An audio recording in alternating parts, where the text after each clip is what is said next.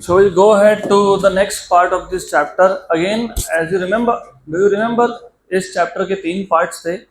Part 1 was thermometry, part 2 was thermal expansion, and part 3 is calorimetry. So before we start with calorimetry, अभी ये जो मैं आज आपको टॉपिक्स पहले पढ़ाने वाला हूँ, बिफोर वी स्टार्ट कैलोरीमेट्री, ये सारे के सारे टॉपिक कैलोरीमेट्री के साथ ही रिलेटेड है. तो आपको कैलोरीमेट्री के लिए ये सारे के सारे बेसिक टॉपिक्स पता होने चाहिए. उसमें से सबसे पहला टॉपिक है स्पेसिफिक हीट कैपेसिटी. तो इफ यू सी, अगला topic in the list is specific heat capacity. है क्या ऐसा टॉपिक? यस. अभी जो स्पेसिफिक हीट कैपेसिटी है, हम लोग स्पेसिफिक हीट कैपेसिटी को दो अलग अलग तरीके से डिफाइन करते हैं. उसका सिंपल सा रीजन है, समझेगा आपको बाद में. मतलब हम लोग सॉलिड्स एंड लिक्विड्स के लिए स्पेसिफिक हीट कैपेसिटी को अलग से डिफाइन करते हैं और गैसेस के लिए उसको अलग से डिफाइन करते हैं. तो अगर आप देखोगे इसमें जो पहला टॉपिक है वो आएगा स्पेसिफिक हीट कैपेसिटी.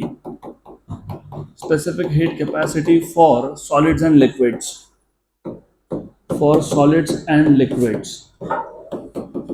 तो पहले हम लोग सॉलिड्स एंड लिक्विड्स के लिए डिफाइन कर लेंगे एंड बाद में देखेंगे कि why we have to define it separately for gases. उसका एक रीजन है, वो बाद में देखेंगे. और ये आपको केमिस्ट्री में भी बहुत काम में आने वाला है. तो you should know this. This is very simple thing. एक एग्जांपल से स्टार्ट करते हैं. लेट अस से हमारे पास दो लिक्विड्स है. एक है paraffin oil, some kind of oil, that is paraffin oil. और हमारे पास सेम क्वांटिटी है of water. So let us say we have two containers, one of which contains paraffin oil. तो एक में पैराफिन ऑयल है, दूसरे में है वाटर. तो both of this are liquids, oil and water, and both of them have the same mass. तो दोनों का मास भी सेम है. लेट अस से अगर मुझे एक काम करते हैं, हम इन दोनों को same amount of heat supply कर देते हैं. तो ये था paraffin oil, this is paraffin oil, and this is water. So we have same quantity of paraffin oil and water and we are supplying the same amount of heat. It is seen that paraffin oil का जो temperature है, it will increase 2 times compared to water. अभी कहीं ना कहीं ये specific heat capacity के definition से एसोसिएटेड है. इससे पहले तुमको ये बेसिक चीज़ पता होनी चाहिए कि अगर हमारे पास दो डिफरेंट टाइप्स के सब्सटेंस है, even though the quantity is same, जितना मास पैराफिन ऑयल का है उतना का उतना वाटर का है, हमने क्वांटिटी ऑफ हीट सप्लाई भी सेम किया, लेकिन तो दोनों का टेम्परेचर में चेंज है वो सेम नहीं है. तो you have to understand this thing first to understand specific heat capacity. मैं इसका एक बहुत रियल लाइफ एग्जांपल दूंगा जो आप सब ने ऑफ कोर्स एक्सपीरियंस किया. चलो दे ही देता हूँ. Let us say how many of you have tried khichdi. ये तो क्वेश्चन ही गलत है वैसे, बट खाया तो होगा सबने. उसमें हम लोग पोटैटो डालते हैं कई केसेस में. नहीं, there are different types of khichdis. आप बोलोगे मैंने तो ऐसा कोई खिचड़ी नहीं खाया जिसमें पोटैटो था. उसमें आप टोमेटो भी डालते हो, उसमें ऑनियन भी डालते हो, करेक्ट. और आप उस सबको ऑफकोर्स राइस होता ही है उसके अंदर ऑफकोर्स. उसके बाद आप उसको एक कुकर के अंदर बंद करके रख देते हो एंड बनने के बाद you take it out and eat. उस सारे इंग्रेडिएंट्स में से देखो, remember rice, potato, tomato, onion, all of them were in the same container. मतलब दे हैव रिसीव्ड मोर और less same amount of heat. लेकिन उन सब में से एक पर्टिकुलर ऐसा इंग्रेडिएंट होगा जो ज़्यादा ही उसका टेम्परेचर बढ़ गया, वो खाने से चटका लगता है. Mostly it happens for potato, हाँ, या फिर tomato, depends on if you put only potato और टोमेटो. बट एनीवेज, इसका मतलब वो जो पर्टिकुलर इंग्रेडिएंट है उसका स्पेसिफिक हीट कैपेसिटी ज़्यादा है. तो सेम चीज़ अभी कंपेयर करोगे तो इमेजिन दिस इज पोटैटो और दिस इज ऑनियन. ऐसा इमेजिन कर लो, दोनों का क्वांटिटी सेम था, दोनों को हीट भी सेम दिया, लेकिन एक मटेरियल के केस में जो इंक्रीज इन टेम्परेचर है वो 2 times है. क्या है वो? 2 times. पक्का? This is really important. Same quantity but same amount of heat supplied, but one substance के लिए टेम्परेचर इंक्रीजिंग ट्वाइस और more compare to the other. तो हम डिफाइन करेंगे अभी स्पेसिफिक हीट कैपेसिटी. तो specific heat capacity, basically the idea is that to increase the temperature of unit mass of substance. ये जो सब्सटेंस है ये यूनिट मास है. यूनिट मास क्यों बोलते हैं? अगर मैं एसआई सिस्टम में हो तो यूनिट मास मतलब 1 ग्राम, और अगर सॉरी एसआई में हो तो 1 किलोग्राम, और सीजीएस में हो तो 1 ग्राम. तो यूनिट मास इसलिए बोला जाता है क्योंकि may be you are in CGS system तो यूनिट मास मतलब 1 gram, and if you are in SI system unit mass मतलब 1 किलोग्राम. तो अगर मुझे यूनिट मास ऑफ सब्सटेंस का टेम्परेचर 1 डिग्री सेल्सियस या 1 केल्विन से बढ़ाना होगा तो क्या देना पड़ेगा? Heat. And the amount of heat required to raise the temperature, the amount of heat required to raise the temperature of unit mass of substance by 1 degree Celsius or 1 Kelvin is defined as specific heat capacity. Simple सा definition है. और ये जो specific heat capacity है, it depends from material to material, so it depends on the type of substance. इसके लिए मैंने start ही यहाँ से किया, वो सब notes में दिया है, लेकिन still for you to understand, if I have the same quantity of two substances and if I am supplying the same amount of heat, the change in temperature for both of them is not same, because the change in temperature will depend on the type of substance. Correct? अब हमको जब specific heat capacity define करना होता है तो हम लोग unit mass of substance लेते हैं, उसको हीट सप्लाई करते हैं so that the temperature increases by 1 degree Celsius और 1 केल्विन. तो जितना भी अमाउंट ऑफ हीट आपने सप्लाई किया to raise the temperature of unit mass of substance by 1 degree Celsius is called as specific heat capacity. तो पहले हम define कर लेंगे the amount of heat required. इसको मैं एकदम सिंपल रखने वाला हूँ, बाकी थ्योरी तो आपको नोट्स में दिया ही है. तो I'll just put the definition here. The amount of heat required. थोड़ा सा fill in the blanks बाद में देखेंगे उसको. The amount of heat required to raise the temperature, to raise वापस से to raise और देखते हैं to raise the temperature of unit mass of substance, of unit mass of substance by 1 degree Celsius or 1 Kelvin is defined as specific heat capacity. Is defined as specific heat capacity.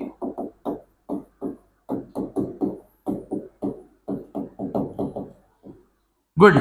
तो concept is very straightforward. हमारे पास unit mass of substance था, उसका temperature हमको कितने से बढ़ाना है? 1 degree Celsius से. तो क्या सप्लाई करना पड़ेगा? हीट. जितना भी हीट रिक्वायर्ड है to raise the temperature of unit mass of substance. मैं जानबूझ के यूनिट मास बोल रहा हूँ क्योंकि इसका आगे कनेक्शन है अब. So the amount of heat required to raise the temperature of unit mass of substance by 1 degree Celsius और 1 kelvin is known as specific heat capacity. अब रिमेंबर, अगर मैं टेम्परेचर बढ़ाने की जगह पे टेम्परेचर अगर मैं कम करता हूँ, रेज करोगे तो हीट सप्लाई होगा, और अगर टेम्परेचर तुम कम करते हो तो हीट रिलीज होगा. क्या होगा? रिलीज. तो इसका अल्टरनेट डेफिनेशन भी होता है. तो you can say the amount of heat required और released, heat required to raise and released to heat release कब होगा? जब टेम्परेचर क्या होगा? कम होगा. तो अमाउंट ऑफ हीट रिक्वायर्ड और रिलीज टू रेज और रिड्यूस या फिर decrease the temperature of unit mass of substance by 1 degree Celsius or 1 Kelvin. जब हमको टेम्परेचर बढ़ाना है तो बट ऑब्वियस है heat has to be supplied, मतलब हीट इज रिक्वायर्ड. और जब टेम्परेचर कम करना है तो heat has to be released. तो दोनों तरीके से स्पेसिफिक हीट कैपेसिटी डिफाइन होता है. लेकिन to make things little simple, इसके आगे से मैं रिलीज्ड वर्ड यूज नहीं करूंगा, डिक्रीज वर्ड यूज नहीं करूंगा. तो हम लोग बाय डिफॉल्ट क्या बोलेंगे? रिक्वायर्ड.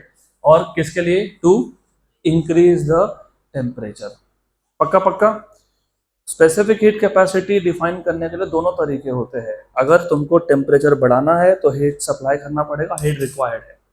अगर डिक्रीज करना है तो heat will be release. Good. लेकिन टू कीप थिंग्स सिंपल, मुझे बार बार वो वर्ड्स लिखने नहीं है, इधर और. तो मैं अभी इसके आगे by default amount of heat required absorb ही बोलने वाला हूँ. गुड. अब इसका एक फॉर्मूला भी बन जाएगा फिर. Very simple. इसके आगे से हम लोग स्पेसिफिक हीट कैपेसिटी को ऐसे डिनोट करेंगे, क्योंकि मैंने बोला it is amount of heat required. Heat को डिनोट करते हो तुम क्यू से। थर्मोडायनामिक्स में या केमिस्ट्री में तुमको पता होगा हीट के लिए क्या यूज करते हैं, क्यू। और डेल्टा क्यू क्यों यूज किया, क्योंकि हमको सिर्फ थोड़ा सा टेम्परेचर बढ़ाना था, तो हमने जो हीट सप्लाई किया है वो भी क्या है, स्मॉल है। तो small heat supplied upon m into delta T. This delta T is change in temperature and m is mass. तो ये जो s है this is specific heat capacity. ये मैथमेटिकल फॉर्मूला बन गया स्पेसिफिक हीट कैपेसिटी का, right. Delta Q is the amount of heat supplied, amount of heat supplied या amount of heat required या फिर amount of heat absorb. m is mass of the substance, mass of the substance. अभी आप बोलोगे लेकिन हमने तो unit मास बोला। हाँ बात सही है, मैंने यूनिट मास ही बोला, मतलब 1 ग्राम या फिर 1 किलोग्राम। बट लेट अस से फॉर एग्जांपल मेरे पास यूनिट मास ऑफ सब्सटेंस नहीं था, मेरे पास सम अमाउंट ऑफ सब्सटेंस था। लेट अस से मेरे पास 2 kg था। अभी 2 kg है तो फिर कैसे डिफाइन करोगे, तो तुम क्या करोगे, तुम टोटल पूरे 2 kg को 1 डिग्री से टेम्परेचर बढ़ाने के लिए कितना हीट लग रहा है, डेल्टा क्यू। लेकिन ये यूनिट मास था क्या, नहीं, ये तो क्या था 2 kg। तो डिवाइड बाय क्या कर लोगे, 2, तो डिवाइड बाय मास कर लेंगे, सिंपल। नंबर 2, हमको टेम्परेचर कितने डिग्री से बढ़ाना था, 1। मान लेते हैं कि चलो 1 की जगह पे 10 डिग्री से बढ़ गया, तो ये जो टोटल तुमने हीट सप्लाई किया इसने कितना टेम्परेचर बढ़ा दिया, 10 डिग्री। तो डिवाइड बाय क्या कर लेंगे, 10। डिवाइड बाय क्या कर लेंगे, 10, मतलब क्या करेंगे, डेल्टा टी। Simple simple. तो delta T is increase in temperature. कुछ भी डिफिकल्ट नहीं है इक्वेशंस बनाना, it is very simple in physics. सिर्फ तुमको ये समझ में आना चाहिए कि specific heat capacity is the amount of heat required, तो S equal to delta Q. लेकिन for unit mass of substance में भी मेरे पास यूनिट मास ऑफ सब्सटेंस था ही नहीं, तो मैंने डिवाइड बाय m कर दिया, just to make sure that the substance is unit mass. अगर 2 kg सब्सटेंस है डिवाइड बाय 2, 3 kg सब्सटेंस है डिवाइड बाय 3। और मुझे टेम्परेचर बढ़ाना था कितने से, 1 डिग्री। मान लो गलती से 10 डिग्री से बढ़ गया तो डिवाइड बाय 10।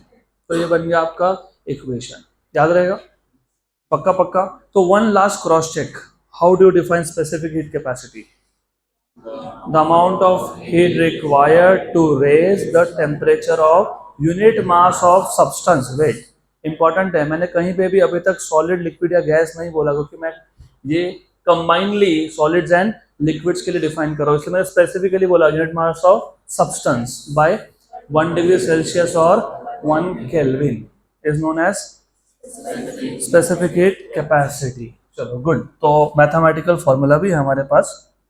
अब हम डिफाइन करेंगे specific heat capacity for gas. Specific heat capacity for gas, ये अलग से क्यों डिफाइन करना पड़ता है, बिकॉज रिमेंबर मैंने आपको स्टार्टिंग इस चैप्टर के स्टार्टिंग में वापस से आपको बताया था कि what is the basic difference between solids, liquids and gases.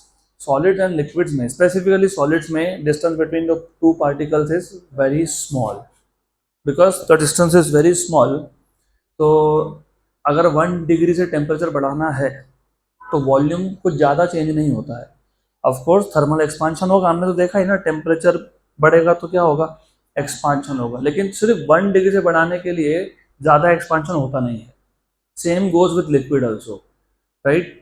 और सिमिलरली जब मैं टेम्परेचर सिर्फ 1 डिग्री से बढ़ा रहा हूँ, मतलब मैं हीट थोड़ा सा ही सप्लाई करूँगा, तो ज़्यादा प्रेशर भी चेंज नहीं होगा।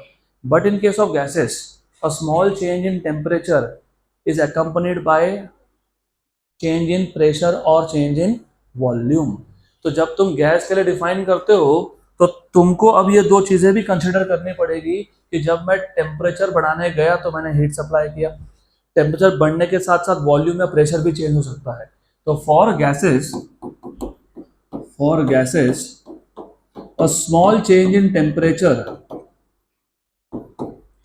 a small change in temperature is accompanied by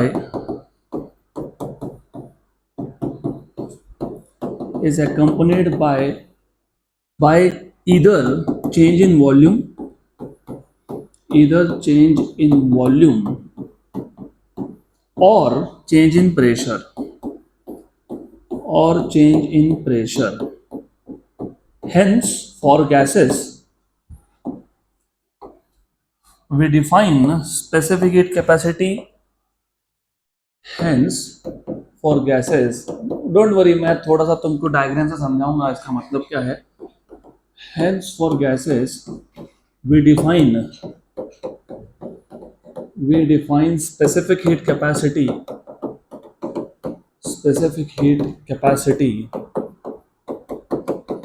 at constant pressure and at constant volume. और ये जो बेसिक थ्योरी है ये तुमको 12th के थर्मोडायनामिक्स में और काइनेटिक थ्योरी ऑफ गैसेस में काम में आने वाला है. और लगता है वहां पे एक रिलेशन आएगा, मायर्स रिलेशन. तुमने शायद केमिस्ट्री में कवर किया होगा. हुआ क्या? मायर्स रिलेशन नहीं हुआ तो केमिस्ट्री में भी आएगा, फिजिक्स में भी आएगा. तो वो काम का है, बहुत इंपॉर्टेंट है वो. तो तब तुमको समझेगा कि why it is so important. चलो ठीक है, पहले समझ लेते हैं कि ये गैसेस के लिए we define specific heat capacity in two different ways. One by keeping the pressure constant and other by keeping the volume constant. दोनों का मतलब क्या समझ लेते हैं. For example, I'll take two containers. अभी देखो ये भी आदत डाल लो क्योंकि गैस की बात कर रहे हो तो गैस तो किसी एक सिलेंडर में ही होगा ना. तो gas is in some cylindrical vessel और अ कंटेनर. तो हमारे पास एक कंटेनर है जिसमें एक पिस्टन है, पिस्टन जो मूवेबल पिस्टन है. मूवेबल पिस्टन मतलब वॉल्यूम चेंज हो सकता है. And similarly if I have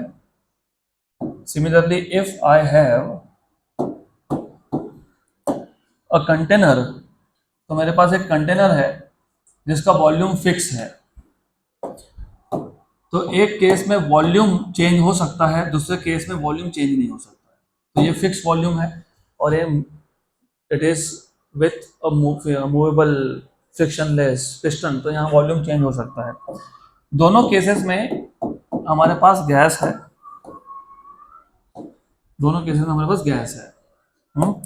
सिर्फ रिमेंबर दोनों केसेस में मैं हीट सप्लाई करने वाला हूँ.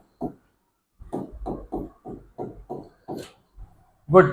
अब थोड़ा लॉजिकली सोचो, जब तुम हीट सप्लाई करते हो, अब इसका कनेक्शन सीधा आपने पहले लेक्चर के साथ. Do you remember something called as internal energy? Yes. What is internal energy? It is the sum of all the energies of all the molecules of gas. अगर एक गैस मॉलिक्यूल के पास late us से translational, vibrational और rotational energy है, तो ऐसे जितने भी मॉलिक्यूल थे सबका एडिशन कर लिया एनर्जीज का, तो वो क्या बन जाता है? Internal energy. और उस टाइम शायद मैंने बताया नहीं था तो अभी बता देता हूँ. Internal energy is the measure of temperature. तो अगर मेरे पास दो कंटेनर है, एक का टेम्परेचर ज़्यादा है मतलब उस कंटेनर में गैस का इंटरनल एनर्जी भी ज़्यादा है. और जो दूसरा कंटेनर है अगर उसका टेम्परेचर कम है मतलब उस कंटेनर में जो गैस है उसका इंटरनल एनर्जी भी कम है. नाउ रिमेंबर, जब मैं इसको हीट कर रहा हूँ, केस 1, इस केस में जब मैं हीट करूँगा तो दो चीज़ें होगी. पहले तो heat is energy which will flow from higher temperature to lower temperature. यहाँ पे हायर टेम्परेचर मतलब बर्नर. अब इसके आगे से साइंस के लैंग्वेज में इसको सराउंडिंग्स बोलते हैं. क्या बोलते हैं? सराउंडिंग्स. एंड अभी get use to it.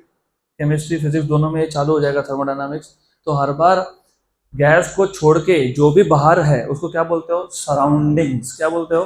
Surroundings. तो यहाँ पे surrounding is at higher temperature and the system मतलब गैस को क्या बोलोगे? System is at lower temperature. Do you remember how we define heat? Heat is energy which flows due to difference in temperature from higher temperature to. तो heat यहाँ से यहाँ गया. अब दो चीजें होगी. नंबर 1, कुछ अमाउंट ऑफ हीट जो है, some amount of heat will be required to raise the temperature, क्योंकि हम पढ़ ही रहे स्पेसिफिक हीट.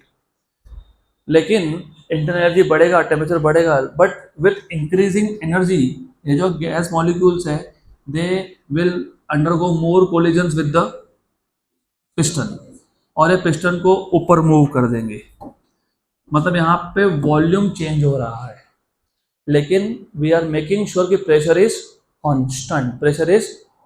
प्रेशर कांस्टेंट है, प्रेशर नहीं बढ़ रहा है. रिमेंबर, आइडियली होना क्या चाहिए था? आपको वो जो 3 गैस लॉस मैंने बताए थे, इसलिए पहले वो गैस लॉ बताने पड़ता है, क्योंकि then you have to imagine कि एग्जैक्टली हो क्या रहा है जब तुम हीट करोगे. If you remember Boyle's law. What is Boyle's law? अगर टेम्परेचर कांस्टेंट हो तो प्रेशर और वॉल्यूम का रिलेशन क्या होता है? इनवर्स. यहाँ पर तो टेम्परेचर कांस्टेंट है नहीं, हम तो बोल ही रहे हमको 1 डिग्री से बढ़ाना है टेम्परेचर. फिर उसके बाद दूसरा लॉ था चार्ल्स लॉ, जिसमें तुम प्रेशर कांस्टेंट रखते हो तो volume is proportional to temperature. अब लॉजिकली सोचो कि मुझे अगर प्रेशर कांस्टेंट रखना है, मैं यहाँ पे हीट सप्लाई कर रहा हूँ, टेम्परेचर बढ़ेगा तो वॉल्यूम भी बढ़ेगा, क्योंकि V is proportional to T. तो जब हमको जब प्रेशर कांस्टेंट रखना हो और अगर हम हीट सप्लाई कर रहे हैं तो वॉल्यूम हैज टू इंक्रीज. तो यहाँ पे अ small change in temperature will be accompanied with change in volume. So remember, it is accompanied by change in volume. पक्का पक्का. केस 2, अगर केस 2 की बात करूं मैं, तो केस 2 में हम लोग हीट सप्लाई कर रहे हैं, बट यहाँ पे वॉल्यूम चेंज नहीं हो सकता, वॉल्यूम कांस्टेंट है. तो कौन सा लॉ एप्लीकेबल है? Third law, Gay Lussac's law. तो टेम्परेचर बढ़ेगा तो प्रेशर बढ़ेगा. उसका सिंपल सा रीजन ये था कि क्योंकि तुम टेम्परेचर बढ़ा रहे हो, मतलब गैस मॉलिक्यूल के पास ज्यादा हीट आ रहा है, तो they start moving faster, and since they move faster they undergo more collision leads to more pressure. पक्का पक्का, श्योर श्योर, 100%. तो ये जो गैस लॉ में सीखा था उसी का एप्लीकेशन है यहाँ पे. तो remember, specific heat capacity for gases हमको अलग से डिफाइन इसलिए करना पड़ता है because for gas a small change in temperature is accompanied by either change in volume और चेंज इन प्रेशर. जब तुम प्रेशर चेंज की बात करते हो, तो उस केस में there has to be a movable piston. Piston movable नहीं हुआ अगर, तो फिर प्रेशर कांस्टेंट नहीं रह सकता है. बराबर, गुड. अभी मैं अगले क्वेश्चन पे आ रहा हूं, क्योंकि ये नीट का आपका PYQ था और बहुत सिंपल सा क्वेश्चन था ये. और जब तुम वॉल्यूम कांस्टेंट रखते हो, राइट, तो उस केस में प्रेशर चेंज होता है. My question to you is, यहाँ पे मुझे 1 डिग्री से टेम्परेचर बढ़ाना है, यहाँ पे भी 1 डिग्री से टेम्परेचर बढ़ाना है, तो दोनों में से कांस्टेंट प्रेशर और कांस्टेंट वॉल्यूम, दोनों में से ज्यादा एनर्जी कहाँ लगने वाला है और क्यों लगने वाला है?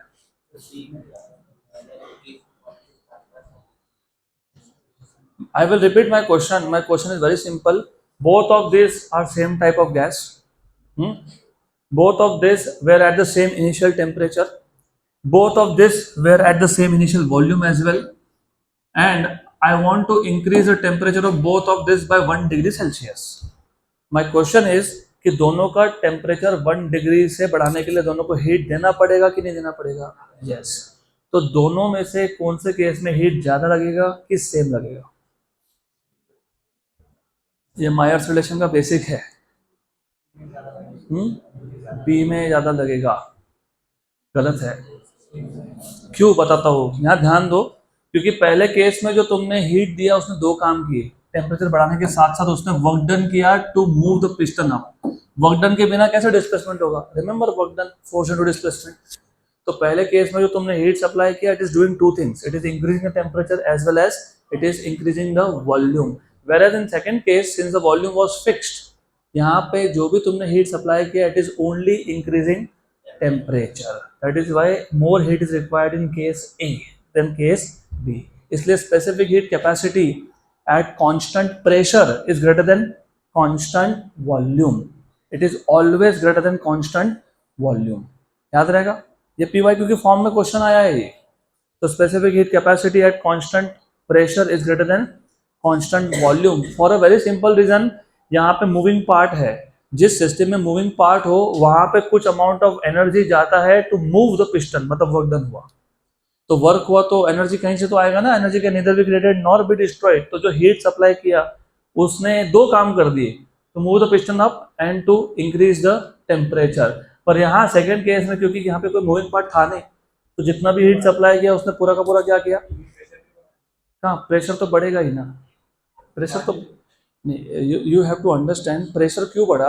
क्योंकि आइडली स्पीकिंग तुमने यहाँ भी हीट दिया, यहाँ भी हीट दिया, दोनों की वजह से मॉलिक्यूल्स के पास एनर्जी बढ़ा. यस और no? Molecule started moving faster. Yes और नो? तो they undergo more collisions. Yes और नो? पक्का. यहाँ पे मोर कोलिजन है भाई, यहाँ पे मोर कोलिजन है, लेकिन यहाँ पे मोर कोलिजन की वजह से पिस्टन ऊपर शिफ्ट हो गया, यहाँ पे कहाँ शिफ्ट हुआ, प्रेशर तो बढ़ेगा ना, फिर यहाँ प्रेशर कांस्टेंट रहा ही इसलिए क्योंकि वॉल्यूम इज इंक्रीजिंग। तो रिमेंबर यहाँ पे दो काम हो गए, एक इंक्रीज क्योंकि some amount of heat is converted to work in moving the piston up, यहाँ पे कहाँ वर्क डन हुआ, यहाँ तो प्रेशर बढ़ेगा ही क्योंकि वॉल्यूम कांस्टेंट है। यहाँ तक क्लियर है, पक्का पक्का। तो फॉर गैसेस हम लोग स्पेसिफिक हीट डिफाइन करते हैं दो अलग अलग तरीके से, एक बार क्या कांस्टेंट रखते हो प्रेशर, और एक बार क्या कांस्टेंट रखते हो वॉल्यूम, राइट। अब इसमें भी दो केसेस है, इसमें भी दो केसेस है, तो मैं तुमको पूरा एक ट्री डायग्राम बना के दे देता हूँ, कुछ नहीं है, इट इज टू सिंपल। मैं एक डेफिनेशन बना के दूंगा, अगले 7 अपने आप बन जाएंगे। तो specific heat capacity for gases as I told you, पहले तो इसको डिफाइन कर लेता हूं। How will you define specific heat capacity for a gas, same way जैसे तुमने सॉलिड्स के लिए लिक्विड के लिए किया था, सिर्फ थोड़ा सा केयरफुल रहना। The amount of heat required to raise the temperature of a gas, मैंने यूनिट मास नहीं बोला अब तक, मैं सिर्फ बोल रहा हूँ ऑफ अ गैस, मैं क्वांटिटी की बात ही नहीं कर रहा हूँ। 1 मोल है, 1 kg है, 1 ग्राम, वो बाद में देखेंगे। हम अभी फिलहाल सिर्फ इतना बोल रहे हैं, the amount of heat required to raise the temperature of a gas by 1 degree Celsius और 1 केल्विन, उसको क्या बोलोगे, स्पेसिफिक हीट कैपेसिटी। तो ठीक है, मैं आपको एक टेबल बना के देता हूँ, ट्री डायग्राम बनाएंगे so that you remember definitions. यहाँ पे डिफाइन करते वक्त सिर्फ ये मत बताओ कि कितना क्वांटिटी है, टेम्परेचर कितने से बढ़ा रहे हो, 1 डिग्री सेल्सियस से। सो the amount of heat required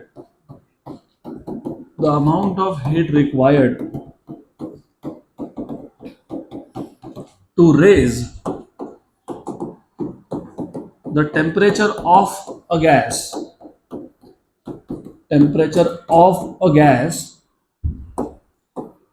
by 1 degree Celsius or 1 Kelvin is known as specific heat capacity.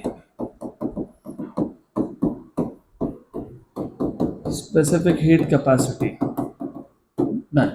अभी मैंने कहीं नहीं बोला कितना क्वांटिटी, मैंने कहीं नहीं बोला कि मैंने कांस्टेंट क्या रखा। आई डिड नॉट से वाज द वॉल्यूम कांस्टेंट और द प्रेशर इज कांस्टेंट। अब इसको डिफाइन करेंगे दो तरीके से। अभी यहाँ पे सबका ध्यान होना चाहिए, क्योंकि ये समझ में आ गया तो तुम्हारा बहुत सारा काम आसान हो जाएगा। Specific heat capacity for a gas is defined in two different ways. One, by keeping the pressure constant. So specific heat capacity at constant pressure, and by keeping the volume constant. Specific heat capacity at constant volume. तो remember यहाँ से pressure constant है, pressure constant होना मतलब उस cylinder में एक movable piston होना, और यहाँ पे वॉल्यूम कांस्टेंट है, मतलब there is no piston here, walls are fixed. अब डिफाइन कैसे करोगे, वापस से अच्छे से सुन लेना, ये सेम डेफिनेशन है, सेम, सिर्फ अगर प्रेशर कांस्टेंट रखा है तो इसमें दो वर्ड एक्स्ट्रा ऐड होंगे, the amount of heat required to raise the temperature of a gas by 1 degree Celsius और 1 केल्विन एट कांस्टेंट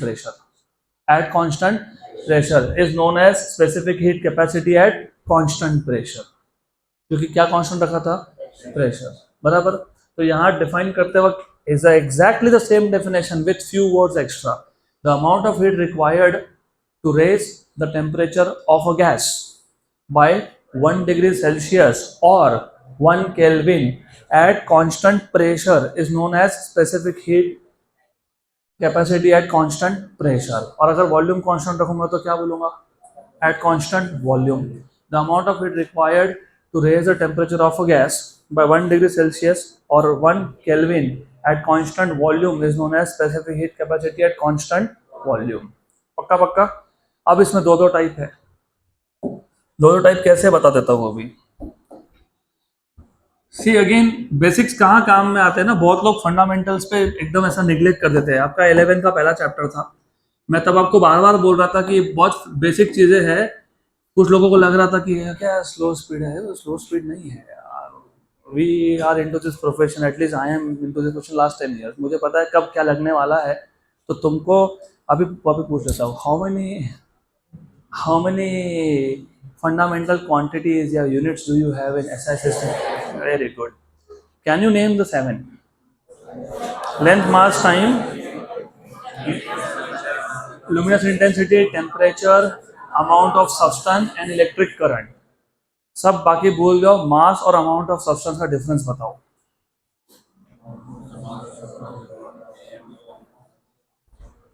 तब मैंने बोला था कि मास, अगर मेरे पास फॉर एग्जांपल एक सॉलिड है तो मैं सॉलिड का मास डायरेक्टली मेजर कर सकता हूँ. But if I have very small quantity of something, specifically gases, तो you cannot directly measure mass of gas, but you can measure number of moles of gas. तो जहाँ पे मास मेजरमेंट डायरेक्टली पॉसिबल नहीं हो, वहां पे तुम क्या मेजर करते हो? Number of moles. अब रिमेंबर, देखो डेफिनेशन कैसे बनने वाला है. अब है तो ये specific heat capacity, the amount of heat required to raise the temperature of. अब तक मैंने गैस का क्वांटिटी बताया नहीं था, अब बताऊंगा. The amount of heat required to raise the temperature of unit mass of gas. क्या बोला मैंने? यूनिट मास, मतलब 1 ग्राम या फिर 1 kilogram, depending on the system. The amount of heat required to raise the temperature of unit mass of gas by 1 degree Celsius or 1 Kelvin at constant pressure. At constant pressure is known as principal specific heat at constant pressure. Principal specific heat at constant pressure. तो principal ये word कब use करते हो? जब तुम्हारे पास unit mass of gas हो, मतलब 1 kilogram या फिर 1 ग्राम. पक्का पक्का, श्योर श्योर. अब अगर इंस्टेड ऑफ 1 किलोग्राम मेरे पास 1 मोल ऑफ गैस है, क्या है? 1 मोल ऑफ गैस, तो इसी को मैं बोलूंगा मोलार स्पेसिफिक हीट. क्या बोलूंगा? Molar specific heat. Remember, 1 kg is not equivalent to 1 mole. 1 mole is that quantity of substance which contains Avogadro number of particles, मतलब 6.023 into 10 raised to 23. It does not mean कि that is equal to 1 kilogram. पक्का पक्का. तो अब थोड़ा वापस सुन लो. The amount of heat required to raise the temperature of unit mass of gas by 1 degree Celsius और 1 kelvin at constant pressure is called as principal specific heat at constant pressure. The amount of heat required to raise the temperature of 1 mole of gas. अभी मैंने unit mass नहीं बोला, मैंने क्या बोला? 1 mole of gas by 1 degree Celsius और 1 Kelvin at constant pressure is known as molar specific heat at constant pressure. अब same तुम वॉल्यूम के लिए भी कर सकते हो, कांस्टेंट वॉल्यूम के लिए भी तुम सेम चीज बोल सकते हो. ओके, तो same we can do for constant volume also. Simple है ये भी, it is too simple again. तो कैसे डिफाइन करोगे? The amount of heat required to raise the temperature of unit mass of gas by 1 degree Celsius or 1 Kelvin at constant volume is known as principal specific heat at constant volume. The amount of heat required to raise the temperature of 1 mole of gas, 1 mole of gas by 1 degree Celsius or 1 Kelvin at constant volume is defined as molar specific heat at constant volume. हो गया? तो ये आपके 6-7 type के सारे definition एक साथ खत्म हो गए. सिर्फ प्रिंसिपल जब स्पेसिफिक हीट बोलोगे तो दैट मीन्स क्वांटिटी के जगह पे मास होता है, जैसे 1 ग्राम या फिर 1 किलोग्राम. और जब मोलार बोलोगे तो 1 मोल ऑफ सब्सटेंस. अब देखो नोट्स में या फिर टेक्स्ट बुक में नोटेशंस अलग अलग होते हैं, लेकिन इसके आगे से सिंबल्स मैटर, हाँ बहुत मैटर करता है. मैं कम से कम प्रिंसिपल के लिए हमेशा एस यूज करूंगा, मोलार के लिए सी. अब बाकी बुक्स में क्या किया है? मोलार के लिए स्मॉल सी, प्रिंसिपल के लिए कैपिटल सी. कंफ्यूजन ही कंफ्यूजन है, जब मैंने नोटेशन चेंज कर दिया. साइलेंट कर दो. ये कांस्टेंट प्रेशर था ना, इसको बोल देंगे एसपी, इसको बोल देंगे CP.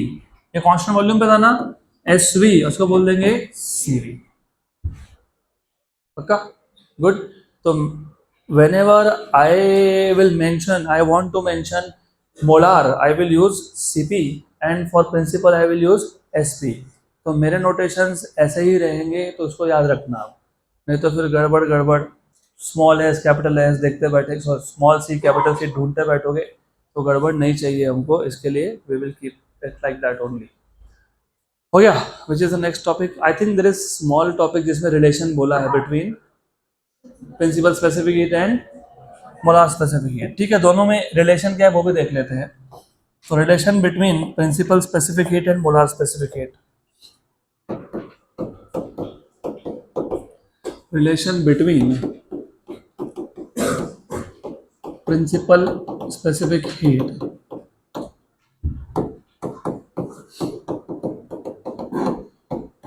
And molar specific heat.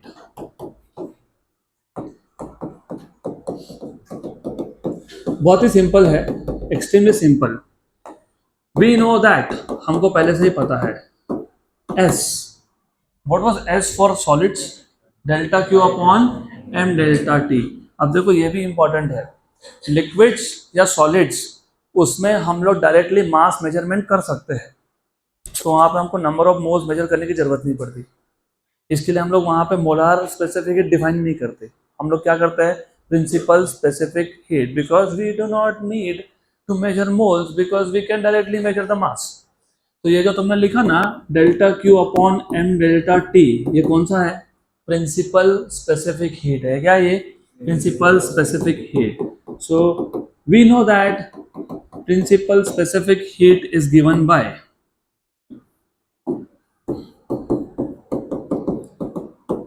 Heat is given by. अब मैं इसको जनरलाइज ही कर रहा हूं, मैं जनरल इक्वेशन लिख रहा हूं. मैं बोल सकता था we know that principal specific heat at constant pressure is given by Sp at constant volume Sv, but मुझे नहीं लिखना, मैं डायरेक्टली जनरल इक्वेशन बनाऊंगा. हमेशा नोट्स में या बुक्स में क्या दिया उसको ब्लाइंडली क्यों फॉलो करना है, हमको थोड़ा खुद का भी दिमाग चलाना चाहिए. तो यू हैव टू नो कि we can make direct general formula. Similarly देखो, आप थोड़ा ध्यान देना, ये S कौन था, प्रिंसिपल. क्या था, प्रिंसिपल स्पेसिफिक हीट. और प्रिंसिपल स्पेसिफिक हीट में तुम क्वांटिटी क्या लेते हो, मास की मोल्स, मास. तो यहाँ पे क्या लिखा, m, क्या लिखा, m. अगर मुझे सिमिलर इक्वेशन मोलार के लिए चाहिए तो n क्या आएगा, n. So similarly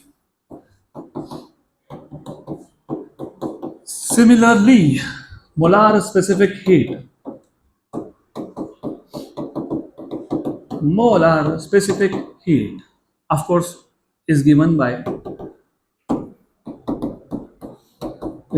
by C equals to delta Q upon N delta T. बराबर, इक्वेशन नंबर 1, इसको 2 बोल देता हूं. But do you know number of moles का अभी ये मत बोलना कि ये हुआ ही नहीं हमारा केमिस्ट्री में, हो ही नहीं सकता ऐसा. व्हाट इज नंबर ऑफ, अभी मास अपॉन मॉलिक्यूलर मास या फिर मास अपॉन मॉलिक्यूलर वेट. अभी थोड़ा सा और क्लियर कर देता हूँ. ये small m is mass in grams, mass in grams, remember this, normally it is mass in grams. और कैपिटल M को तुम बोलते हो मॉलिक्यूलर वेट या फिर एटॉमिक वेट. अब मॉलिक्यूलर वेट की एटॉमिक वेट एक ही चीज है. अगर मेरे पास इनर्ट गैस है जैसे अर्गन हो गया, उसमें तो मॉलिक्यूल बनने वाला है नहीं, तो यही M क्या होता है, एटॉमिक वेट होता है, क्योंकि वहां पे सिंगल सिंगल एटम्स है, मॉलिक्यूल बना नहीं. फॉर एग्जाम्पल अगर मेरे पास हाइड्रोजन गैस है H2, what is molecular weight of hydrogen, 2. Weight of, थोड़ा बेसिक्स और फंडामेंटल लेवल पे जाते हैं, ये तो पता होना चाहिए क्योंकि your body, my body, everything is made up of atoms, पता होना चाहिए. एटम्स एज न्यूक्लियस, न्यूक्लियस में प्रोटॉन्स एंड न्यूट्रॉन्स, और सराउंडिंग में देयर आर इलेक्ट्रॉन्स. इलेक्ट्रॉन का मास नेग्लिजिबल होता है compare to protons and neutrons, negligible है बेसिकली. पक्का पक्का, गुड. बिकॉज अब ये also seen in one of the questions कि प्रोटॉन का मास 1836 times of mass of electron होता है, मतलब इलेक्ट्रॉन का मास नेग्लिजिबल है. तो किसी भी एटम को मास कहाँ से मिलता है, फ्रॉम द न्यूक्लियस. अब जब मैं H2 बोला मैंने, तो हाइड्रोजन और हाइड्रोजन, 2 हाइड्रोजन एक हाइड्रोजन के न्यूक्लियस में एक प्रोटॉन और दूसरे में एक प्रोटॉन, तो कितने प्रोटॉन? तो what is molecular wait? 2। What about oxygen? सोच के बताना, घाई नहीं चाहिए। 32। O2 होता है। Oxygen is not monoatomic, it is diatomic. 32। What about ozone? O3 48। What about H2O? कितना? 18। पक्का पक्का। तो ये जो M है ये मॉलिक्यूलर वेट भी हो सकता है, ये एटॉमिक वेट भी हो सकता है, डिपेंडिंग ऑन तुम्हारे पास गैस इनर्ट गैस है तो एटॉमिक, अगर मॉलिक्यूलर गैस है तो मॉलिक्यूलर वेट। तो M/M। अब ये इसको इक्वेशन नंबर 2 में सब्स्टिट्यूट कर देंगे, तो from 2 and 3, therefore from equation number 2 and 3 you have C equals to 1 by N. What is N? Small m by capital M. Okay. Delta Q by delta T. Do you remember this? Do you remember the S? So therefore C equal to M into S बन गया। Molar specific heat is molecular weight into principal specific heat बन गया। Relation between molar specific heat and principal specific heat. अभी हमको ये chapter में तो लगने ही वाला है, 12th में वापस इस पर क्वेश्चन आएंगे, तो तुमको ये पता होना चाहिए। डन? पक्का पक्का। तो एक बार रिपीट कर देता हूँ। प्रिंसिपल स्पेसिफिक हीट का फॉर्मूला है delta Q upon m delta T, और मोलार का है delta Q upon n delta T, where n is number of moles. Number of moles is mass in gram upon molecular weight. वैसे n का और एक formula है, क्या है? और एक फॉर्मूला है इन टर्म्स ऑफ केबी, वो बाद में देखेंगे। तो फिलहाल तो इतना याद रखो। पक्का? मोबाइल बैग के अंदर रख दो। मैं तीसरी बार बोल रहा हूँ, चौथी बार मैं किसी को नहीं बोलता हूँ, थर्ड टाइम, लास्ट वार्निंग था ये। तो ये हो गया mass upon molecular weight. Substitute कर दो यहाँ पे, तो M/M, small m is in gram, capital M is molecular weight. तो ये जो delta Q upon m delta T वो कौन है? Principal specific heat. ये कौन है? Molar specific heat. तो बन गया फॉर्मूला, रिलेशन खत्म। अगला होगा हीट इक्वेशन, है क्या? है ना, heat equation. Next is heat equation.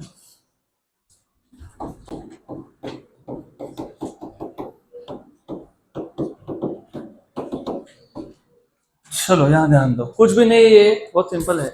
ये जो तुमने अभी देखा ना, ये इसी को हीट इक्वेशन बोलते हैं। सिर्फ ये जो m इंटू डेल्टा टी है ना, इसको यहाँ शिफ्ट कर दोगे ना, तो क्या बन जाएगा?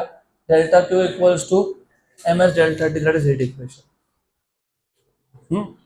सिर्फ इक्वेशंस पे ध्यान रखो तो अपने आप समझेगा। अब बुक में समझाने का तरीका थोड़ा सा अलग होता है, होना भी चाहिए। You also have to understand what exactly do you mean by heat equation. For example, अगर मेरे पास एक सब्सटेंस है, बहुत सिंपल सा बात है, अगर हमारे पास एक सब्सटेंस है जिसका प्रिंसिपल हीट कैपेसिटी, कौन सा?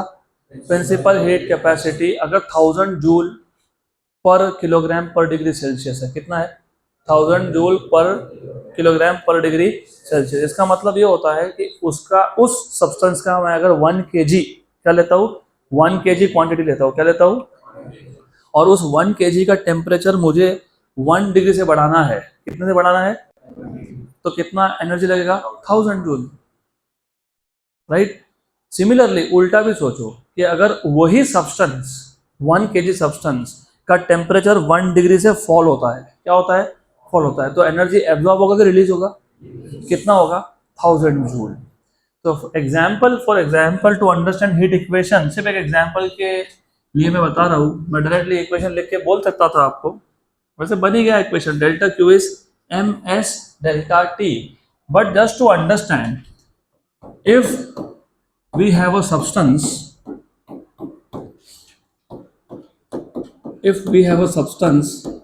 with principal heat capacity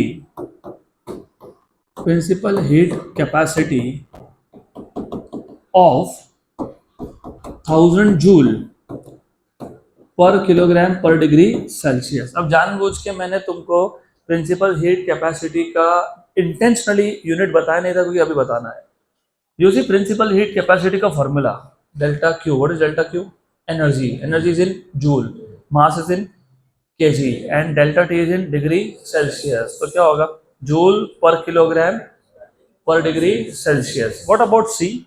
joule per mole, क्योंकि नंबर ऑफ मोल्स है, पर डिग्री सेल्सियस. तो ऐसा क्वेश्चन आते हैं जब तुमको बोला ही नहीं होता है कि वो प्रिंसिपल स्पेसिफिक हीट कैपेसिटी है कि मोलार, तो तुमको यूनिट से समझना है. अगर joule per kilogram per degree Celsius दिया है तो वो कौन है? प्रिंसिपल, क्योंकि किलोग्राम बोला है, और अगर मोल मोल बोला है तो मोलार. एक क्वेश्चन है आपके टेक्स्ट बुक में, मैं बताऊंगा, उधर प्रिंटिंग मिस्टेक है, हम करेक्ट कर लेंगे उसको, राइट. तो ये ध्यान रखना, अगर केजी दिया है तो वो कौन है? Principal specific heat. तो for example, if you have a substance with principal heat capacity of 1000 joule per kilogram per degree Celsius, it means that to raise the temperature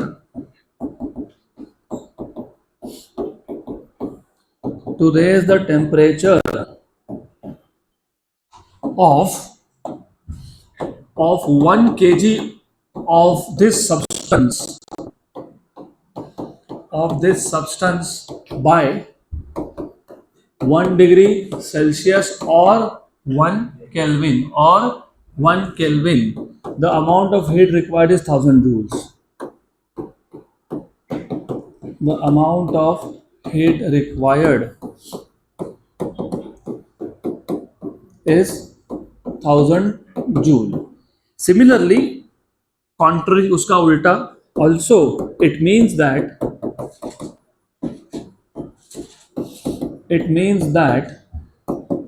if the temperature of 1 kg of this substance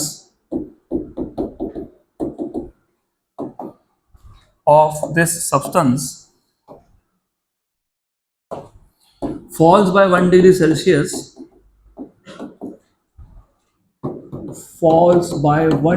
Celsius, or 1 Kelvin, how much heat is released?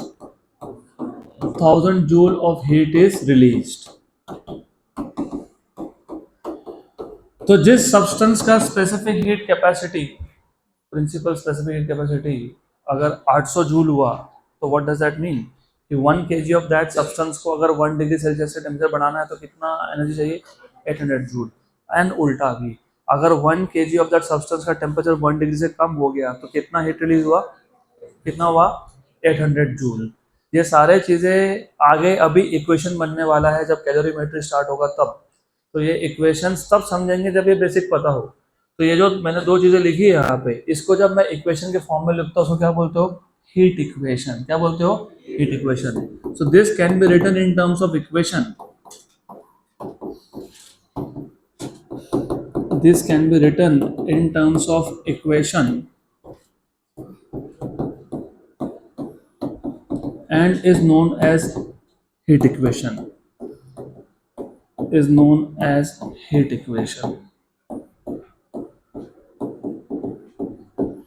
तो अभी heat equation बना लेते हैं. कुछ नहीं है, delta Q equals to m s delta T है. खत्म, बन गया हीट इक्वेशन. वो मैंने तुमको अच्छे से लिख के दिया है. हीट रिलीज्ड और heat absorb equal to mass into specific heat into change in temperature. वो लिखा है नोट्स में. मैंने डायरेक्ट लिख दिया यहाँ पे, मास into specific heat into change in temperature, मतलब एम एस डेल्टा टी. पक्का? अब थोड़ा और ध्यान, जो बुक में नहीं है अब वो यहाँ बता देता हूँ. अगर यही चीज मोलार के लिए होती, किसके लिए होती, तो कुछ ज्यादा फर्क नहीं पड़ता. Delta Q equal to m की जगह पे एन, एस की जगह पे सी, तो एन सी डेल्टा टी. ये थर्मोडायनामिक्स में काम में आएगा, तो अभी इसको सिर्फ याद रखो. हो गया? पक्का पक्का. अगला टॉपिक होगा थर्मल कैपेसिटी, है क्या? उसको हीट कैपेसिटी भी बोलते हो ना. हाँ. अब फिर बोलोगे स्पेसिफिक हीट कैपेसिटी और हीट कैपेसिटी में डिफरेंस क्या है? अभी हमने स्पेसिफिक हीट कैपेसिटी डिफाइन किया ना. देखो, स्पेसिफिक वर्ड ही है. स्पेसिफिक मतलब स्पेसिफिक क्वांटिटी, या 1 मोल या फिर 1 kg, बराबर. जब हमको 1 मोल या 1 kg सब्सटेंस का गैस का टेम्परेचर 1 डिग्री से बढ़ाना हो, 1 मोल हो तो क्या बोलते हो, मोलार स्पेसिफिक हीट, या फिर 1 kg हो तो principal specific heat. For example मेरे पास 8 kg सब्सटेंस है, 8 किलोग्राम, मुझे पूरे के पूरे 8 किलोग्राम का टेम्परेचर 1 डिग्री से बढ़ाना है। मैं अभी 1 kg बात ही नहीं कर रहा हूँ, मैं बोल रहा हूँ 8 किलोग्राम सब्सटेंस। या फिर मेरे पास 80 मोल्स ऑफ गैस है, सम मोल्स ऑफ गैस, मुझे पूरे के पूरे बॉडी का टेम्परेचर कितने से बढ़ाना है, 1 डिग्री सेल्सियस। तो यहाँ पे वो कंडीशन हट गई ना, कौन सी कंडीशन, मतलब स्पेसिफिक क्वांटिटी वाला कंडीशन हट गया। ना तुम मोल बोल रहे हो ना तुम किलोग्राम बोल रहे हो, तुम बोल रहे हो पूरे बॉडी का टेम्परेचर कितने से बढ़ाना है, 1 degree. Whatever amount of heat is required to increase the temperature of the whole body by 1 degree Celsius or 1 Kelvin is called as heat capacity। क्या बोलते हो उसको, heat capacity या thermal capacity। तो thermal capacity या फिर heat capacity is defined as the amount of heat required to raise the temperature of whole body by 1 degree Celsius। So it is the amount of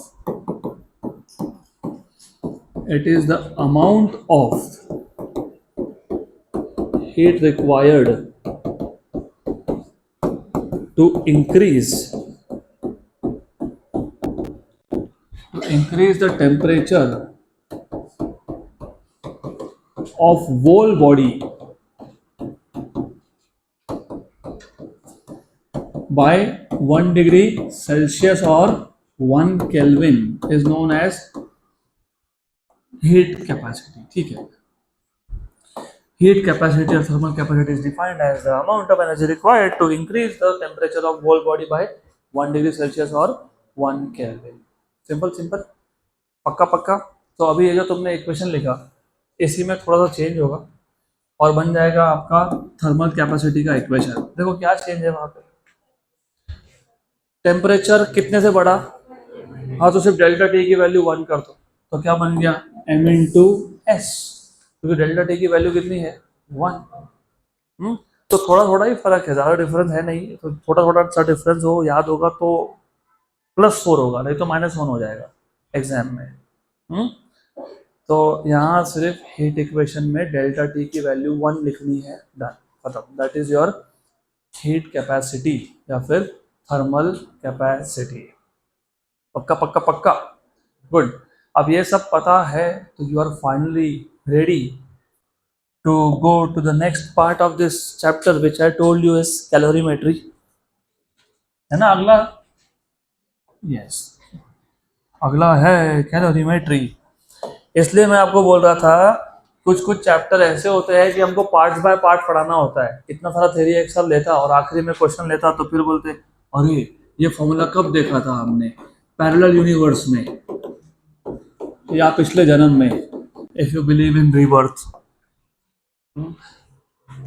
We do not have any scientific evidence accepting or discarding rebirth, so I will not make any comment because unless and until there is scientific evidence, we should not accept or discard anything. So anyways, calorimetry.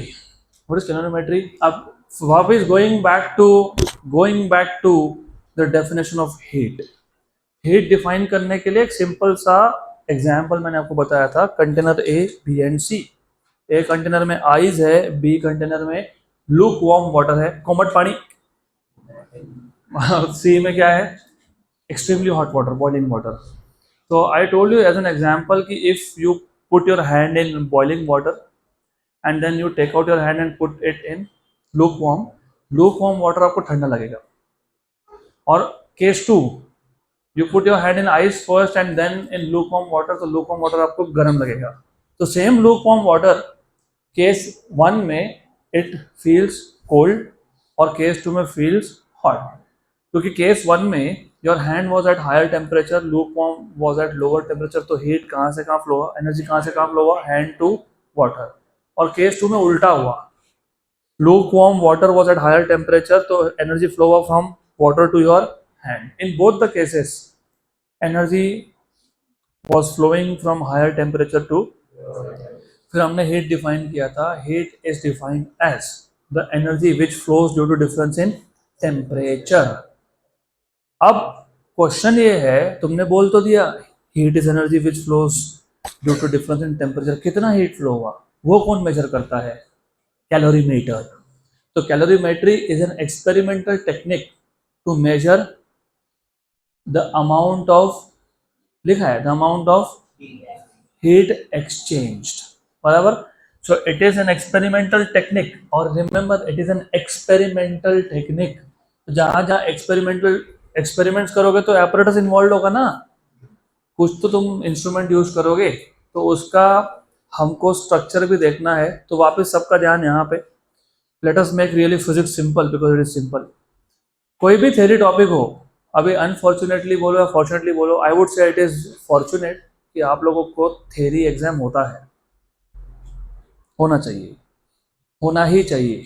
सिर्फ application based करोगे तो बाद में समझेगा real problem.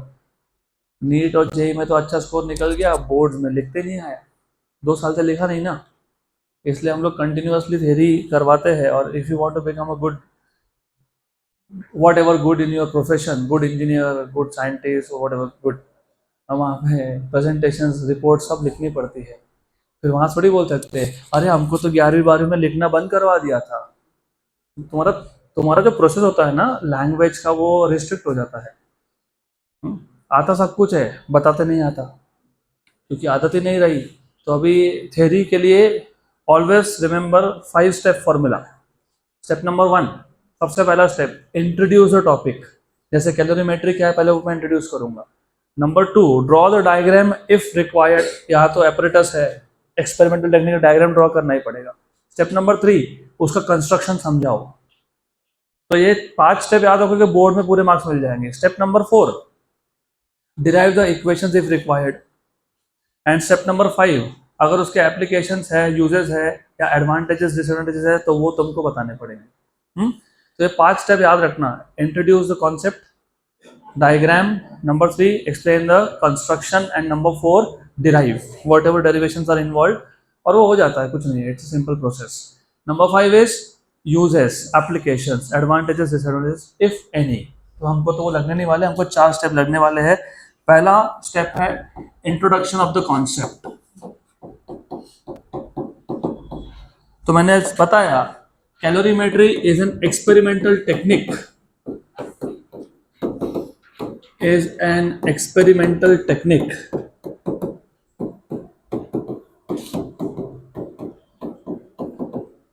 to measure the amount of heat exchanged.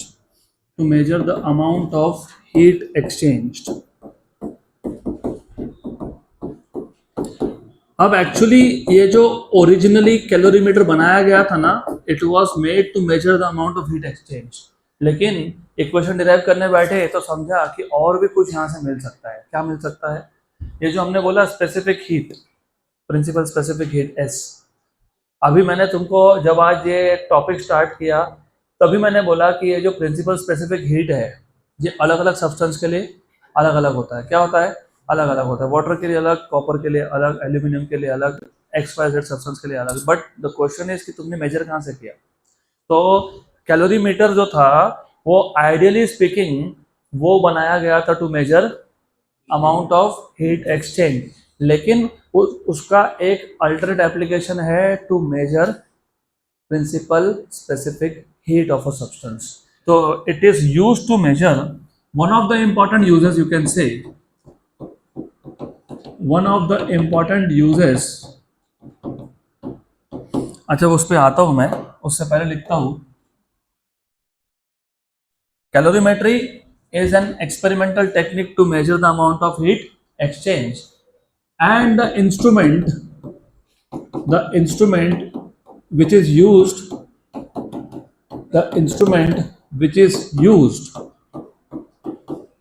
to measure the heat exchange is known as calorimeter. क्या बोलते हैं इसको?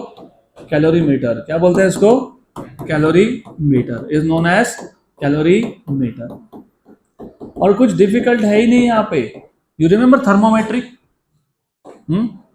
The science of temperature and its measurement is known as thermometry, and the instrument that we use to measure temperature is called as thermometer. बस यहाँ पे वही है, the science of measurement of heat exchange.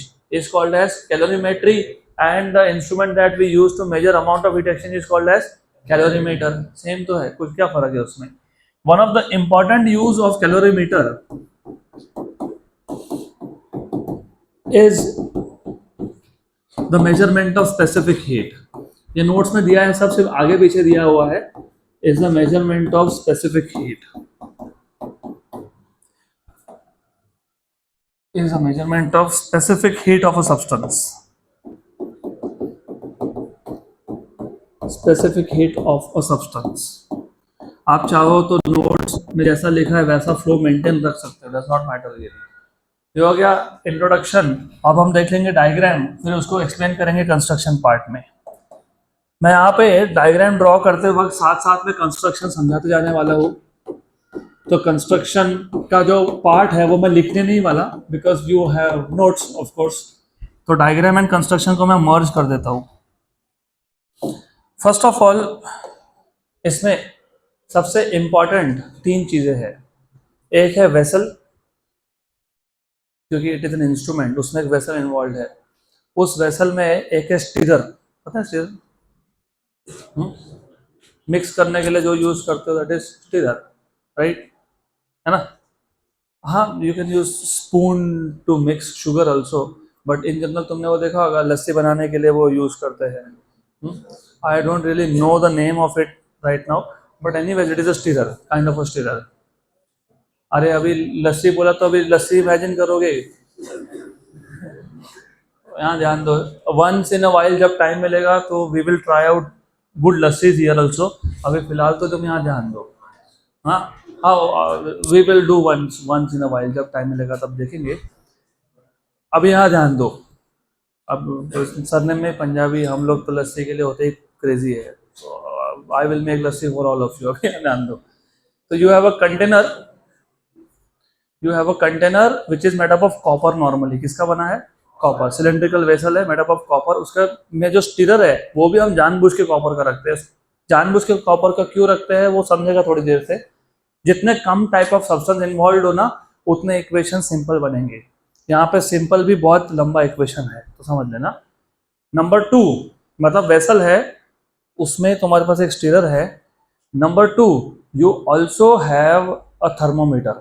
अब thermometer का तो तुम copper का बना नहीं सकते, क्योंकि थर्मोमीटर नॉर्मली तुम यूज करते हो मर्क्यूरी वाला, मतलब लिक्विड इन ग्लास. तो दूसरा इन्वॉल्व है कौन? थर्मोमीटर. थर्मोमीटर सिर्फ टेम्परेचर मेजरमेंट के लिए होता है, उसका बाकी कोई रोल नहीं है इधर. तो वो क्या सब्सटेंस है वो हम लोग कंसिडर करने नहीं वाले. It is made up of something which is just use to measure temperature. उसके बाद यहाँ पे जो तुम्हारे पास सिलेंड्रिकल वेसल है मेड अप ऑफ कॉपर, उसमें तुम्हारे पास है वाटर. क्या है? वाटर. तो पहला हो गया कॉपर. कॉपर का क्या क्या था? Vessel and stirrer. अब हो गया सेकंड सब्सटेंस वाटर. कौन हो गया? वाटर. तीसरा है some sample A.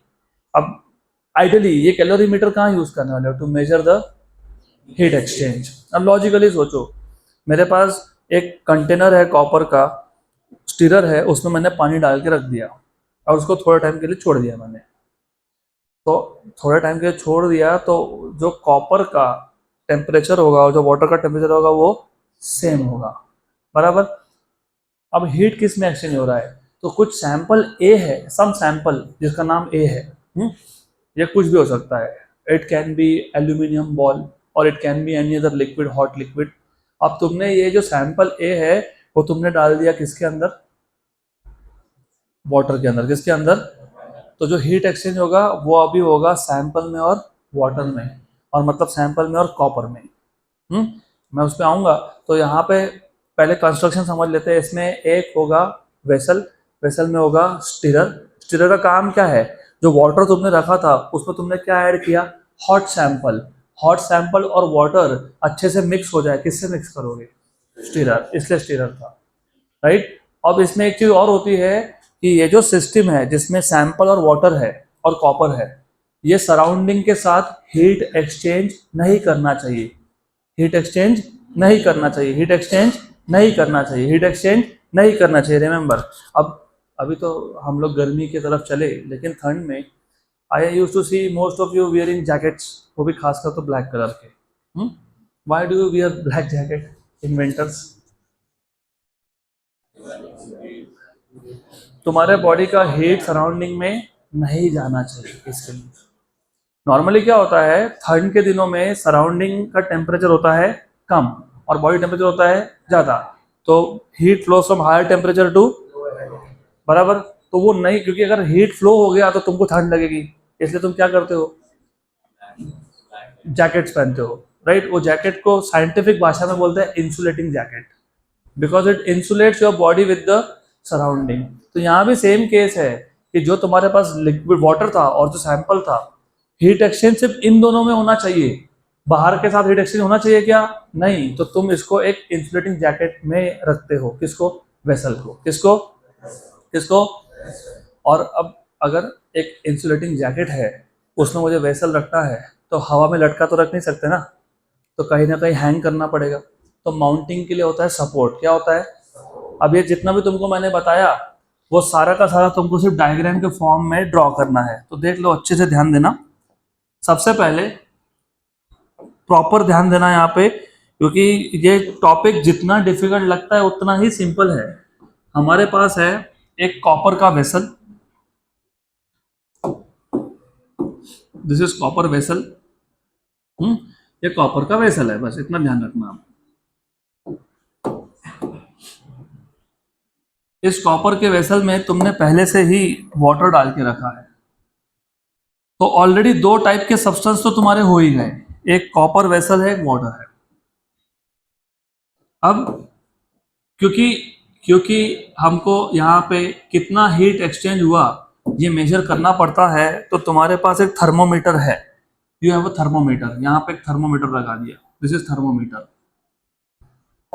Which is used for measuring temperature. क्या मेजर करने के लिए? टेम्परेचर. उसके बाद तुम्हारे पास है एक स्टीरर. स्टीरर भी कॉपर का बना हुआ है. तो देखो, मैं जानबूझ के कलर भी सोच सोच के दे रहा हूँ, because then you should not be confuse. This is stirrer. This is stirrer. अब एज आई टोल्ड यू कि जब इसमें हम हॉट सैंपल डालेंगे, हॉट सैंपल इसमें जब डालेंगे, तो हमारा इंटेंशन ये होता है कि हॉट सैंपल और वाटर और कॉपर, बस इन तीनों में हीट एक्सचेंज होना चाहिए, राइट. तो इन तीनों में हीट एक्सचेंज होना चाहिए, बाकी किसी में हीट एक्सचेंज होना चाहिए क्या? नहीं. तो ये जो पूरा का पूरा सिस्टम है, ये एक इंसुलेटिंग जैकेट में तुमने डाल के रखा हुआ है. तो this is insulating jacket.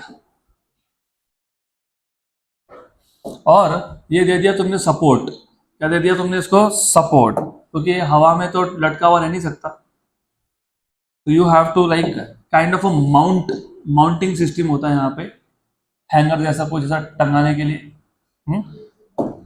Good. And then यहाँ पे you have, just a minute,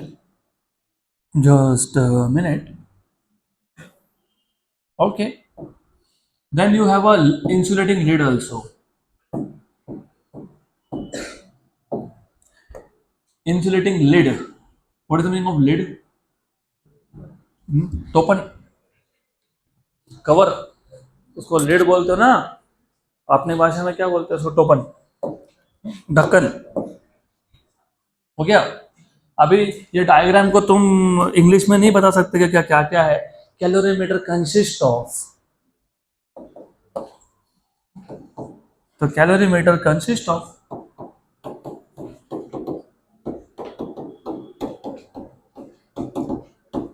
consist of what? सबसे पहले it consist of a copper vessel. It consist of a copper vessel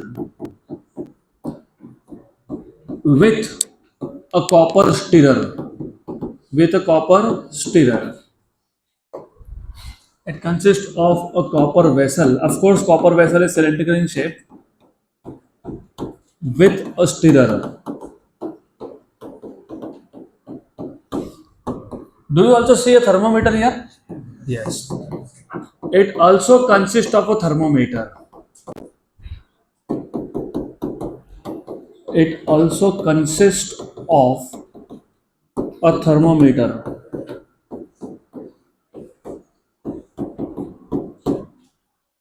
पक्का पक्का. उसके बाद it consist of an insulating jacket,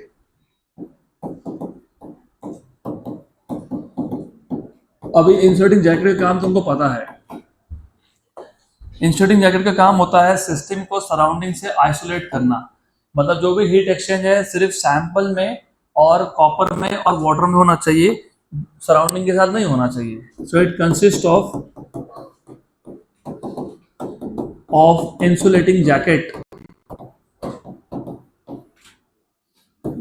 insulating envelope भी बोलते हैं इसको, it is called as envelope.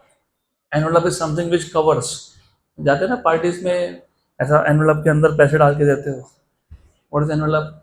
To cover something, तो to cover something is envelope, of course which isolates the system from the surrounding. तो तुम आगे लिख सकते हो it consist of insulating jacket which isolates system from the surroundings. यहाँ तक clear है? पक्का पक्का। फिर यहाँ पे सपोर्ट भी है, वो मैं लिख नहीं रहा।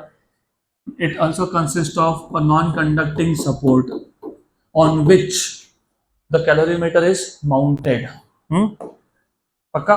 ये वेसल है कैलोरीमीटर, तो वो सब नोट्स में दिया है। It consist of a support on which the calorimeter is mounted. यहाँ तक क्लियर? अब इसके बाद step number 4, step number 2 and 3 मैंने कंबाइन कर दिया। स्टेप नंबर 1 इंट्रोडक्शन था, 2 एंड 3 कंबाइन कर दिया। Step number 4 is derivation. Derivation of equation जो है वो स्टेप नंबर 4 में आएगा। तो step number 4 principle of working बोलते हैं नॉर्मली इसको हम लोग। इसको क्या बोलते हैं? Principle of working. ये 2 एंड 3 यहां पे हो गया। गुड। अब जब भी तुमको इक्वेशन डिराइव करने हो, सबसे पहला काम होता है कि यू हैव टू स्पेसिफाई कौन से, अभी क्योंकि यहाँ पे 3 टाइप के सब्सटेंस हो गए। एक है सैंपल ए, जो मैंने अभी बोला नहीं है, बट अभी वो तो हर चीज में लिखने नहीं वाला ना, फिर नोट्स किस चीज के लिए दिया आपको। तो you have to know this, hot sample A is mixed with water. Water के साथ मिक्स करना मतलब कॉपर के साथ मिक्स करना। तो रिमेंबर, क्योंकि 3 सब्सटेंस है, एक है वाटर, एक है कॉपर और एक है सैंपल। तो कम से कम 3 डिफरेंट मासेस इन्वॉल्व है। 3 मासेस इन्वॉल्व है, M1 M2 and M3। M1 M2 and M3। एक काम करते हैं, M1 is mass of sample बोल देते हैं। फिर भी एक बार वेरीफाई कर लो, बिकॉज आई डोंट वांट कि मैंने नोट्स में M1 मास ऑफ समथिंग लिखा है। क्या है मास ऑफ सैंपल है। M2 is mass of copper, मतलब basically mass of calorimeter and stirrer. किसका? Mass of calorimeter and stirrer. Calorimeter मतलब सिलिंड्रिकल वेसल होता है। तो M2 is mass of copper. जिनको कंफ्यूजन हो रहा है, वेसल प्लस स्टिरर। और M3 is mass of water. M3 is mass of water. अभी क्योंकि 3 सब्सटेंसेस इन्वॉल्व है, और मैंने अभी बताया कि जो प्रिंसिपल स्पेसिफिक हीट है ये सब्सटेंस टू सब्सटेंस वेरी करता है। मतलब 3 सब्सटेंस है तो 3 प्रिंसिपल स्पेसिफिक हीट भी है, S1 S2 and S3। S1 is principal specific heat. किसका प्रिंसिपल स्पेसिफिक हीट? सैंपल का। किसका? सैंपल का, of sample A. S2 is principal specific heat of copper. और S3 principal specific heat of water. किसका? Of copper of water. लेकिन temperature सिर्फ 2 ही involve है। एक है कैपिटल T, क्योंकि मैंने पहले से ही बोला था कि हमने वाटर को हमने पहले से ही वेसल में रख के छोड़ दिया। तो जब बहुत टाइम तक तुम 2 सब्सटेंस को एक दूसरे के साथ कांटेक्ट में रख के छोड़ देते हो, तो they come into thermal equilibrium. और thermal equilibrium temperatures are same. ज़्यादा सोचने की ज़रूरत नहीं है। गरम गरम चाय को टेबल पे रख के भूल जाओ, 1 घंटे के बाद आओ, चाय ठंडा हो जाएगा ऐसा तुम बोलते हो। Actually temperature of tea is now same as that of the surrounding. So surrounding and tea are in thermal equilibrium. उल्टा ठंडा ठंडा कोल्ड ड्रिंक को टेबल पे रख के भूल जाओ, come after a while. हाँ, हम बोलते हैं कोल्ड ड्रिंक गर्म हो गया. So it is basically exchange of heat between surrounding and cold drink. Cold drink is now no more cold drink, it is just a drink. क्योंकि cold तो रहा नहीं ना अब, तो इट इज अ ड्रिंक. तो अरे साइंस ऐसे ही होता है. जब तक तुम पढ़ने के बाद सराउंडिंग्स में एग्जाम्पल्स नहीं लेते हो ना, तब तक साइंस भेजे में घुसेगा ही नहीं. तो you have to, this is a very bad habit of रटाफिकेशन. रट के चले जाते हैं, रटना नहीं होता. पढ़ो, connect with the surroundings, look at the examples near you. अब जैसे मैंने बोला कि हमने पानी को पहले से ही कॉपर के वेसल में रखा था, तो दोनों का टेम्परेचर सेम हुआ कि नहीं हुआ? हुआ. तो ये जो T है, it is a temperature of water and copper. और जो सैंपल A था वो तो हायर टेम्परेचर पे ही था, उसको T1 बोल देते हैं. Temperature of sample A. अब ये sample A can be anything. It can be aluminium ball, it can be iron ball, it can be any other liquid as well. हो गया पक्का? अब एक सिंपल सी बात बताओ, बहुत ही सिंपल सा एक क्वेश्चन है. जब मैंने बोला कि तुमने T को टेबल पे रखा, तो T is at higher temperature, surrounding is at lower temperature. Who lost heat, who gained heat? बस. अब यहाँ बताओ, अगर मैं सैंपल A जो हॉट सैंपल था, मैंने यहाँ पे क्लियर कर देता हूँ, हायर टेम्परेचर है ये. तो टेल मी वन थिंग, अगर मैं यहाँ पे A sample which is hot sample, उसको मैं अगर इसमें डाल देता हूँ और उसको अच्छे से मिक्स कर लेता हूँ, who will lose heat? Sample है. Who will gain heat? Water and copper. Water and copper. तो सिंपल सी बात है, heat lost by sample A is equals to heat gained. Heat gained किसने किसने गेन किया? By water and copper. Water and copper, water and calorimeter एक ही बात है. Calorimeter is made up of copper. Left hand side पे एक equation आएगा, राइट हैंड साइड पे एक टर्म आएगा, राइट हैंड साइड पे दो टर्म आएंगे. हीट लॉस्ट मतलब heat equation. What is heat equation? ms delta T. ms delta T, right. यहाँ पे आएगा ms delta T plus ms delta T. अब थोड़ा सा ध्यान देना, ये जो सैंपल था उसको तुमने सफिक्स 1 दिया कि नहीं? तो m1s1 डेल्टा t1. ये जो हीट गेन बाय वाटर था, वाटर को तुमने 3 बोला है, क्या बोला है? और कैलोरीमीटर को 2, तो m2s2 delta t2, m2s2 delta t2. बराबर? गलत. m3s3 delta t3. सिंपल. पक्का पक्का? गुड. अब थोड़ा और ध्यान देना, क्योंकि थोड़ा सा कंफ्यूजन रहता है. m1s1 जितना सिंपल हो सकता है उतना करके बता रहा हूं मैं, but you have to also logically think now. 1 मतलब कौन? Sample. Sample initially high temperature पे था कि नहीं? तो जब चेंज इन टेम्परेचर मेजर करते हो ना, हमेशा हायर टेम्परेचर माइनस. अभी एक काम करेंगे, T1 माइनस T बोल देंगे. फिर वापस 1 मिनट नोट्स दे दो. क्या है, फिर मैं नोट्स के साथ कंपेयर करूंगा तो बेटर है. I think initial temperature of calorimeter और वाटर को T2 बोला हुआ है ना? हाँ, तो ठीक है, कोई बात नहीं. जिसको मैंने T बोला तो क्या है ये? T2. और जो कैपिटल T है वो कॉमन टेम्परेचर है, मतलब फाइनल टेम्परेचर है. अब ये फाइनल टेम्परेचर का मतलब क्या होता है वो भी समझ लो आप. इनिशियली वाटर और कॉपर कितने टेम्परेचर पे था? T2. कितने पे था? और सैंपल है T1. कितने? T1. दोनों को मिक्स कर दिया. तो दोनों को मिक्स किया तो जो हॉट है वो थोड़ा सा टेम्परेचर कम होगा और जो कोल्ड है थोड़ा टेम्परेचर बढ़ेगा. तो ये मिलके एक फाइनल टेम्परेचर पे आएंगे. वो कौन है? T. अब इक्वेशन लिखते कैसे? हमेशा याद रखना, जो सब्सटेंस हीट लॉस कर रहा है उसका टेम्परेचर कम हो रहा है, तो initial temperature minus final temperature. क्योंकि इनिशियल ज़्यादा था, फाइनल इनिशियल ज़्यादा था, फाइनल. तो जब हीट लॉस जो सब्सटेंस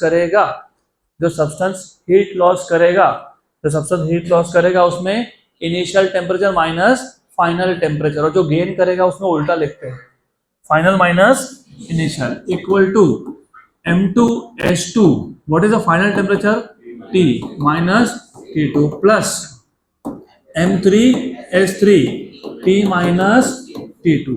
पक्का पक्का श्योर।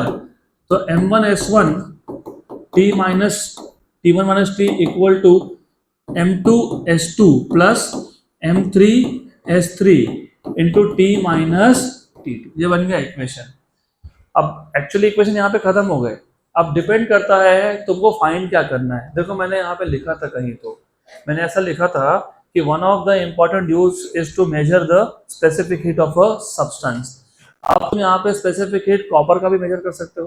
कॉपर को 2 बोला है, 2 क्या बोला है 2। तो तुमको अगर S2 चाहिए तो S2 को एक साइड रखो इक्वेशन के लेफ्ट हैंड साइड पे, बाकी सबको शिफ्ट करो। अगर तुमको सैंपल का चाहिए तो S1 के लिए सॉल्व करो, और तुमको वाटर के लिए चाहिए तो S3, मैंने शायद S3 करके दिया हुआ है ना। तो S3 क्या है, तो सिर्फ S3 के लिए करेंगे सॉल्व। फिर तो कैसे करेंगे इसको, ये मल्टीप्लाई हो रहा है ना, लेफ्ट हैंड साइड पे आके क्या होगा डिवाइड। तो you will have M1S1 T1 minus T और divided by T minus T2 equals to क्या बच्चा M2S2 प्लस M3S3। इसको यहां शिफ्ट कर दो तो M1S1 T1 minus T upon T minus T2 minus M2S2 equals to क्या आ गया M3S3। फिर M3 को डिवाइड कर दो तो हो गया M1S1 upon M3 T1 minus T upon T minus T2 minus M2S2 by M3 equal to S3। फिर चाहो तो तुम क्रॉस मल्टीप्लाई कर सकते हो इफ यू वांट, लेकिन यहां तक सफिशिएंट है। पक्का पक्का गुड गुड श्योर श्योर। तो इक्वेशंस तुम एक बार खुद चेक कर लेना। This is how you find out specific heat of water, क्योंकि 3 मतलब कौन, 3 मतलब कौन water. So that's it for today.